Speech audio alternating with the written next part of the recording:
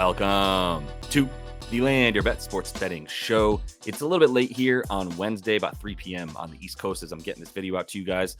Apologies for the late stuff. Couldn't get a projections video out last night, but I am looking at a few of the key matchups for some of the games that I'm betting on here, predominantly with player props, which we were 3-0 last night, baby. 2.6 more units as we continue to roll along with 13 plus units in the last 9 nights of betting here, you guys, and even better with the player props. Only lost a couple of player props here, 19-5. I'll show you all that stuff here in a minute. Do want to make sure you like and subscribe to that page, like the video, subscribe to the page, comment, jump in there. I'm pretty sure I got back to everybody, but a few of you guys came in, and I'll get back to you if you had a couple questions that I still owe you answers on. But let's move forward and just take a look at some of the stuff you need to keep in mind as you bet on Wednesday. There's some key injuries that are still there for questionable tags for some guys that you need to make sure you see, and I'll tell you how I'm feeling about them right now. Gordon Hayward's probably going to play. I think he's about to be upgraded to probable. Clint Capella's out. He's not going to play in that Hawks and Celtics game. Drew Holiday, I don't know yet. Draymond Green, I don't know yet. Tyrese Maxey, I don't think is going to play because of the way that the books have moved everything here. The spread was 1.5 for the Dubs. It moved very quickly to 5.5 as soon as somebody clearly got some information, and all of the rest of the sports books just followed along. Even if they didn't have the info, they saw other smart sports books putting out numbers that were -5 for the Warriors, -5.5, indicating Tyrese Maxey's not a go there. And then the other thing that would indicate that is Tobias Harris. His props went from 21.5 points up to 25.5 points. Why would they go up 4 points unless most of those sports books and people were confident that Tyrese Maxey is not playing? Cade Cunningham, I don't know. And Zion Williamson, who the hell knows? Nobody knows. Zion Williamson is for sure the equivalent or as bad as Kawhi Leonard has been for a few years outside of this season. Now Kawhi we can bank on playing. In the past, like Kawhi was as unpredictable as Zion is this year and for his whole career. So I'm not going to try to guess that, but I do think the Pellies are a good bet to cover, and I think that game is good to go under if Zion plays in it. So we'll see how that one goes, but I've got some key matchups and bets, 5 best bets that I'm bringing you in this video here. So this is the first matchup that I'm looking at because I have a number of bets from this game. I have 3 bets from the Raptors and Hornets game, and that doesn't even include the fact that I like the Hornets to cover in this game, and I like over 226.5. But I like the Hornets to cover more than the total. I bet the Hornets 7.5. I didn't give that one out here in the video because I don't want that on my record. I can't afford any more blemishes with the totals and the sides, but I feel good about the Hornets. Do with that what you will. Why I'm going to pick some of the player props, I'll show you here in a minute. These teams suck, man. I get it. And they're both moved on from this season. Neither of them play defense, as you can see. The net rating and the defensive rating, both just awful, bananas awful over the last 5. And the last 5 is when we saw these two teams really come into the current iterations of themselves. Terry Rozier's been gone for 8 games now, and the Raptors have had no OG Anunoby and traded Pascal about 7 games ago. OG Anunoby's been gone for longer than that. So we know this is what these teams look like now, and they are not good. The Raptors are going down in the paint very consistently. The Hornets do not defend the paint, as we know they never have. Nick Richards ain't going to be it, and neither is PJ Washington down low. Washington, you'd think he would have been better, but man, he has not really come into his own at all on defense. It seems like he should be traded, but he hasn't gone anywhere. So he hasn't helped the paint defense, though, as it's this bad.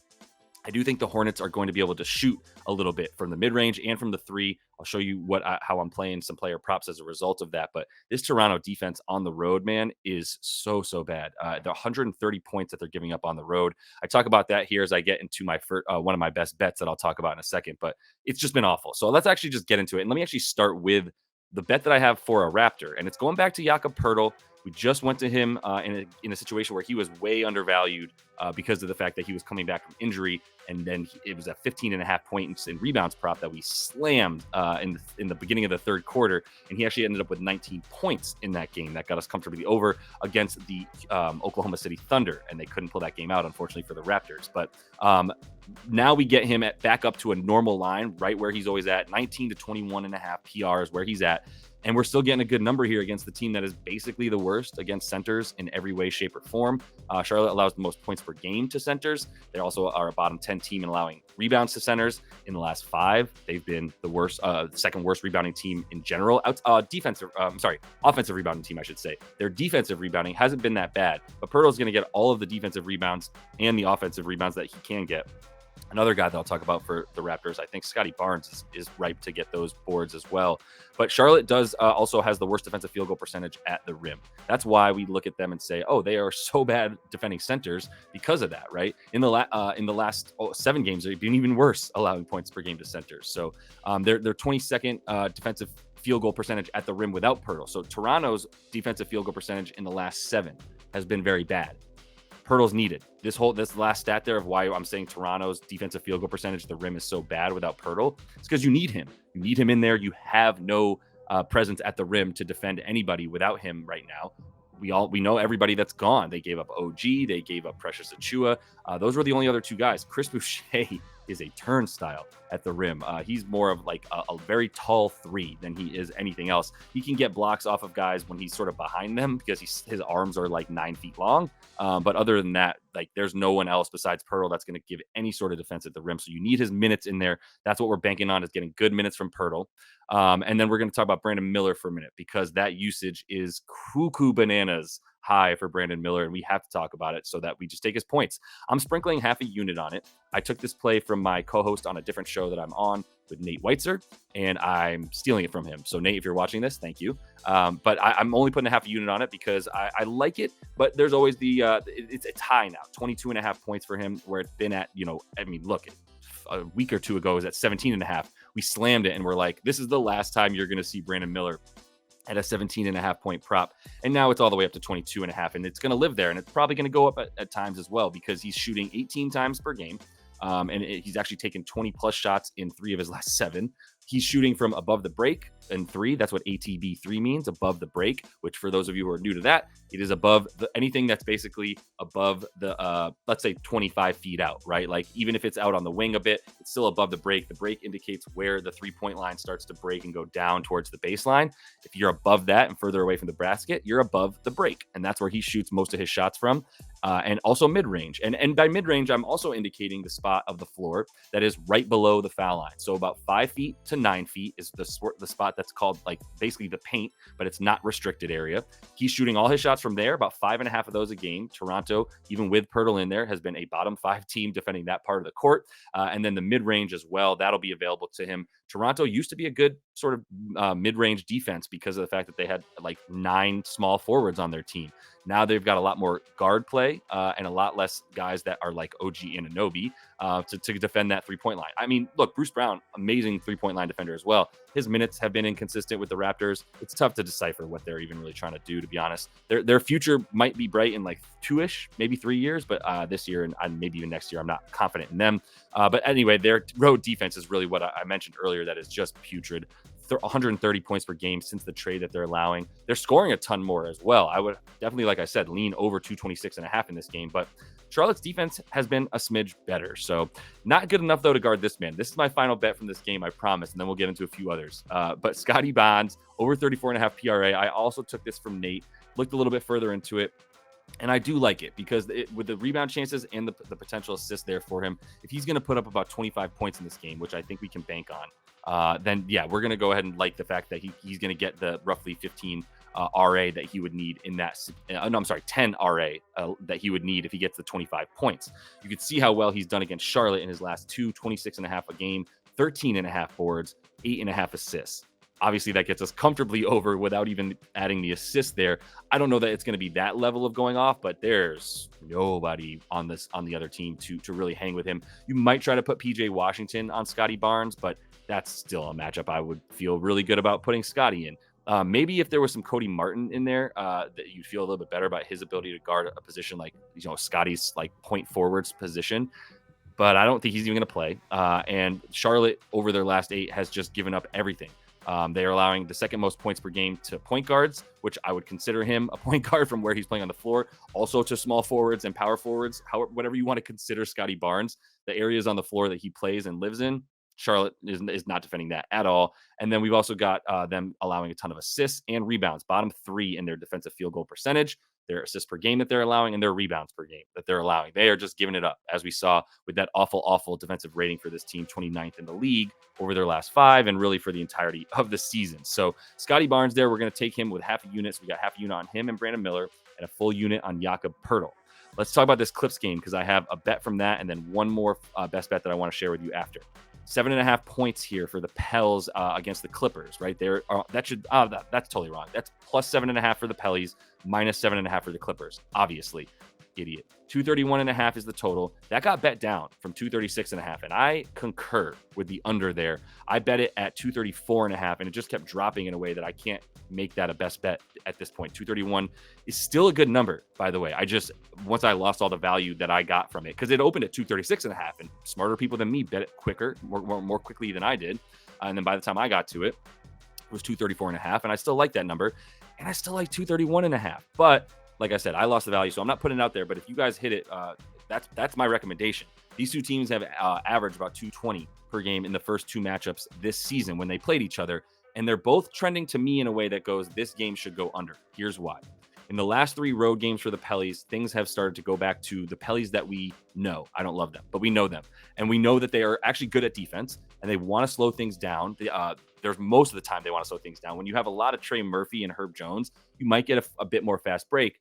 And that would be one way that you might be able to beat the Clippers. But with Zubac in there, everything slows down. And I don't think they're going to be missing that many shots. I don't think there's going to be these long rebounds or anything. The Clippers are going to be playing a lot more close to the basket that when they have Zubac in there, as I'll talk about here right now. So finishing the Pellies point, though, they were also playing super fast for a while. They got their pace all the way up to like 101 or so, which is fast for them. And they also got their points per game up to like 120. They were giving up about 120. I talked about that like a couple of weeks ago. And then Nate, my co-host, once again, the other show, correctly pointed out, well, that's not what this team wants to do. The Pellies don't want to play that fast, and they don't want to just give up points. Like, they do pride themselves on that defense. So over the last three on the road, after giving up like $118 on the road for 7 in a row, they're now down to 110 points per game that they're allowing, 112 that they're scoring, also down because they haven't had to score as much when they were giving up so many points. And all of that is in part because the pace has come down to about 96.5, which it was at about 98.5, 99.5 even over their last 7 road games prior to that. They were playing at the 10th fastest pace over their prior 7 games to the last 3 on the road. So that has definitely come back down to earth. And the defense versus ISO plays, you can see I put that at the bottom there. Nobody goes into isolation more than the Clippers. And it's not ugly. It's beautiful. It's Kawhi Leonard doing Michael Jordan-esque stuff. And it's James Harden being James Harden. Not as much of the floppy, let me get to the free throw line by flailing all over the place and making it look like I'm getting fouled. It's a lot more of these step back threes, getting into the paint, finding guys for lobs, diming up, really good ISO stuff. But this is a team that can actually defend the ISO. That's why, in my strong opinion, they have gone under when these two teams face, because of the fact that the Pellies have Trey Murphy and Herb Jones, Najee Marshall, Brandon Ingram even. They've got a ton of guys that are just massive and can defend guys that are Kawhi Leonard-esque, Paul George-esque, kind of James Harden-esque. I would think James Harden would have a pretty good game in this one, although they probably will be throwing Herb Jones at him, Trey Murphy on Kawhi. Kawhi's going to eat, man. But either way, like I said, the way that the defense versus isolation is for the New Orleans Pelicans, really, really good. And I'll bank on that coming to the table here against the Clips, helping keep this game under. But I will throw my best bet at you in a second after I go through the Clips and the other reason for the under. The Clippers, look at all this stuff with and without Zubac. Huge, just because I didn't want to write Zubac all the way out on my graphic. But with Zoo, 117 points a game versus 124 that they've had without him this season. And that's in like 12 games without him. That's a legitimate sample size. They're just playing way faster, as you can see at the bottom, giving up more points as well because they're not as formidable around the rim, and because their pace was up, right? And if their pace is up, then automatically, even if their offensive or defensive rating stays the same, numbers go up because there's more points and more possessions rather. So yeah, with the pace down with Zoo back in there. And the other thing with Zoo is, and I'll just go right into my best bet because it is Zoo, Ivica Zubac to go over 15.5 points and rebounds. And I'm putting 1.2 units on it. I apologize for all the helter-skelter best bet number 1, 2, 8, 4, whatever. This is best bet number 1, despite the fact that I'm going over it 14 minutes into this video. Zoo is my favorite bet on the night, where it hit 15.5 points and rebounds. And I'm putting 1.2 units on it to get back more than 1 full unit on my winnings there. And the reason is because it's a similar concept to what just happened with Jakob Poeltl. If you guys followed that bet a couple of nights ago, Poeltl just came back from injury. And I don't think the books accounted for the fact that he was going to get more minutes than they thought he was. So because of the fact that he's finally off the injury report, there's no more questionable tags. He sat out the last game, which was a back-to-back on the road. And now he's about 4 or 5 nights rested at home. So he's been in LA even longer than the rest of the Clippers because he didn't play on the second leg of that back-to-back. They were like, yo, just go back to LA, get your treatment, and let's go ahead and dominate the Pellies because they are huge. So we need you to be in there, right? And that's why I love Zoo to get close to 30 minutes in this one. Whereas the projections of 15.5 points and rebounds, that would indicate that he's playing a lot closer to 20 to 25 minutes, max 25, definitely around 20 to 22 would be what my projections would say for him to get 16 points and rebounds. Yeah, that's low. He's gone over this comfortably in 9 of 10 before the injury. Another indication that this line would be much higher if the books thought that he was playing the amount of minutes that he was playing before he got hurt. He's also going to be in there a bunch because he's playing Jonas Valanciunas. Obviously, if Zion goes, I would actually prefer Zion to go for my under bet and for my Zubac bets because Zion and Brandon Ingram and CJ still don't have good spacing on offense. And they're actually going to want Zubac in there a bit more if Zion's in the game for the Pellies. So they have their best rim protector and really their only rim protector. Daniel Theis and Mason Plumlee did okay in the absence of Zubac. But this dude's been basically a top 5 defensive center when people come into the paint, has Ivica all season long. You look at his individual defensive field goal percentage at the rim. Nerdy stuff, I know, but that's the good stuff right there, man. That's the reason that I love taking him in a game where you know that the other team has a ton of bigs, as do the Pelicans. So that's why he's gone over in his last 4 versus the Pellies and Joe Val specifically, because of the fact that he's played close to 30 minutes or more every time, and he's gotten a ton of the rebound chances. He's banging down low. Just love this bet for him. Best bet number 5. Well, it says number 3, but it's the last one, so it's got to be 5. JK, Jonathan Kuminga, going back to the well. I'm sorry. I know this feels chalky and it feels like, bro, you just gave us this bet 2 times in the last 7 days. And you're right, I did. But guess what? He's playing the Philadelphia 76ers. And the other thing that I've attacked consistently and gotten a lot of money off of this year and in the last 3 weeks or so is power forwards versus the Philadelphia 76ers. Now, the books have a bit of discrepancy among his points and rebounds prop here. Most of them have 27.5. There's even 28.5 point and rebound props for JK right now on other books besides MGM. Thank you for being stale all of the time, MGM, and slow to update your lines because JK at 26.5 PR is a very good number. I think part of the reason that these books don't know what to do with it is Draymond Green is questionable, as I showed you at the very beginning with this handy-dandy key injuries slate here. We see Draymond Green questionable, right? So with that in mind, does that mean that Kuminga is going to get fewer points and rebounds? No, actually it doesn't. He has more points and rebounds with Draymond in this season than without him. And that includes the fact that Draymond missed the first part of the hot streak that JK has been on, as he's gone over this number quite consistently. 8 out of his last 10, 9 out of his last 11 too, I believe. And Draymond just came back, 5-6 games ago, not even 5 games ago. And JK's still been rolling. Partly why I believe his numbers are a bit weird, where it's with Draymond more, without Draymond less. Well, Draymond missed a bunch, and they didn't really start giving him 30 minutes a game. In fact, 32 minutes a game until roughly 7 games ago, right? And because someone slapped Steve Kerr in the face behind closed doors and said, if you don't play this, man, well, they're not going to fire him. But either way, it was Jonathan Kuminga who came out into the news and said, I don't trust Steve Kerr to play me, blah, blah, blah. We know that story. That's why he's now shooting the most field goal attempts in the paint for this team. Philly, without Joel in there, we know has been dead second to worst, actually, at the rim in terms of their defensive field goal percentage without him over the last 5 games. That's their number there. That defense for Philly is bad, man. And this dude, JK, I just don't think he cares about where he's playing anymore, on the road or otherwise. The Dubs have slowed things down a little bit, but he still has a 22% usage rate over these last 7 games. He just put up 33 PR versus this team in 39 minutes the other night, and that was with Joel only playing, I think, 20 minutes in that game. And we know he's not playing in this one, obviously.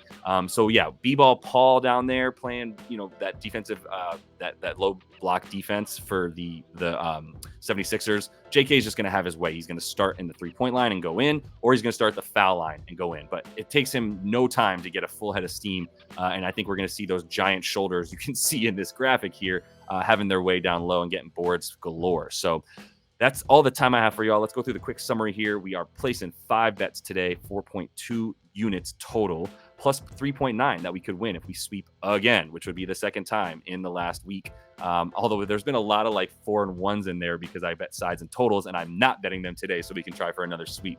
Ivica Zubac over 15.5 points and rebounds. That's my favorite bet of the day. 1.2 units on that. I got it at points bet.